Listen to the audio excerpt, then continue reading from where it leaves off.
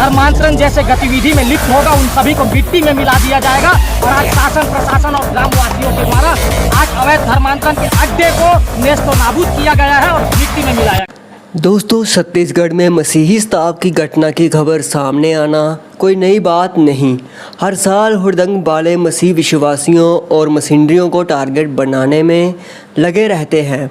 और अभी हाल ही में छत्तीसगढ़ के बिलासपुर से एक ऐसी ही घटना हमारे सामने आई है, जहां पर एक मसीही परिवार के घर को चर्च बताकर वहां गांव के सरपंच और हुड़दंग वालों ने मिलकर प्रशासन के द्वारा बुलडोजर से गिरा दिया।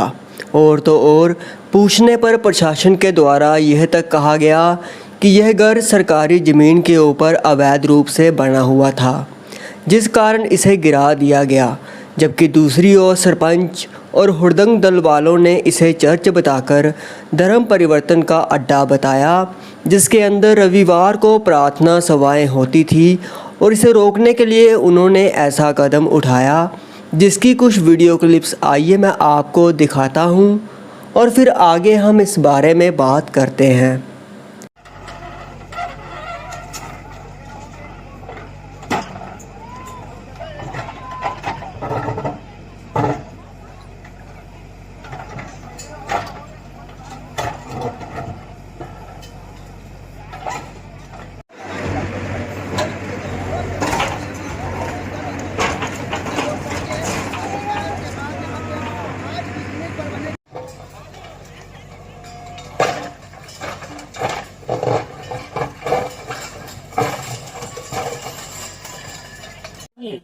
ये तो अभी झांकी है, अभी पूरे छत्तीसगढ़ में ऐसा कार्रवाई और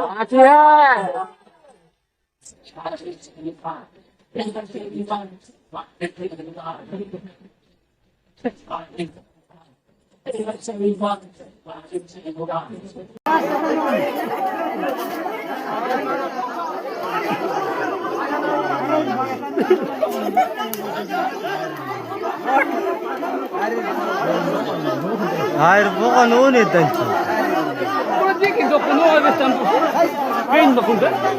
Kaç lira?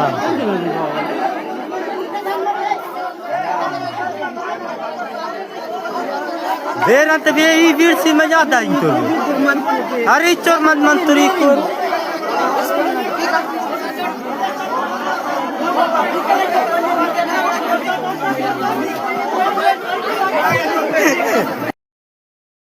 दोस्तों, अब सवाल ये उठता है कि अगर प्रशासन सच कह रही है तो फिर इसके आसपास के अन्य घर या फिर उनके धार्मिक स्थल भी क्या अवैध जगह पर नहीं थे?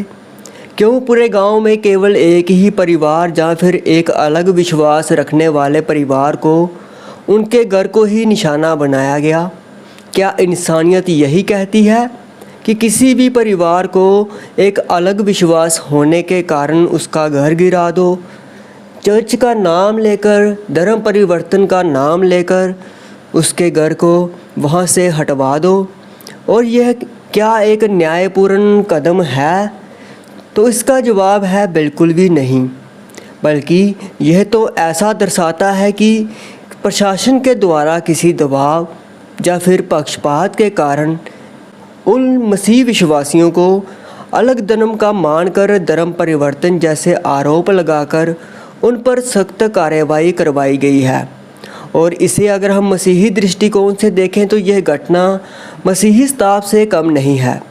और दोस्तों, प्रभु यीशु मसीह ने कहा, धन्य हो तुम जब लोग तुम्हारा अपमान करें, तुम्हें सताएं। देखिए जी, चाहे मसीही घर हो या फिर चर्च, अगर तो कानूनी इलीगल थी तो हम कानूनी प्रक्रिया का सम्मान करते हैं, कानूनी कार्रवाई का सम्मान करते हैं। लेकिन अगर यह लीगली थी तो ये सिर्फ अलग धर्म या प्रार्थना सभा करवाने के कारण किया गया कृत्य है। तो पीड़ित परिवार को न्याय मिलना चाहिए और सरकार को भी इस पर ध्यान देना चाहिए। और यह ईंट और पत्थर से बनी हुई बिल्डिंग टूट जाने से चर्च नहीं टूटती, क्योंकि मसीह विश्वासी जहां इकट्ठे होकर परमेश्वर की आराधना शुरू कर देते हैं, वहीं पर चर्च बन जाता है। फिर चाहे वह खुला मैदान हो, जंगल हो या फिर रेगिस्तान ही क्यों ना हो।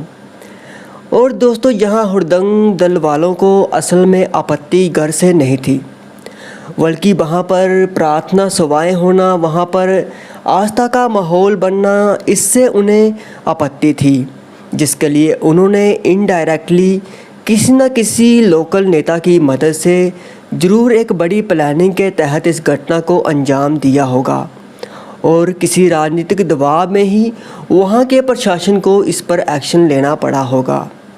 नहीं तो इतने सालों से वहाँ गांव वालों को या प्रशासन को इससे कोई भी आपत्ति नहीं थी, लेकिन जैसे ही हुड़दंगियों ने इसमें इंटरफेयर किया, उनको पता चला कि वहाँ पर हर रविवार प्रार्थना सभा होती है, फिर बस धर्म परिवर्तन रोकने और धर्म रक्षक बनने का आलाप लगाना शुरू कर दिया और इन्होंने इस घटना को अंजाम दिया। लेकिन प्रभु के प्रति लोगों के दिलों में जो प्रेम बना हुआ है वह वहाँ पर कम नहीं होने वाला।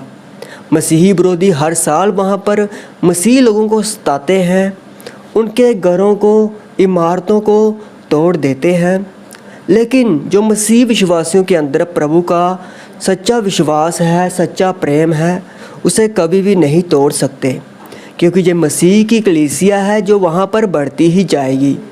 जैसे प्रभु यीशु के 12 चेलों से आज 400 करोड़ तक पहुँच गई है।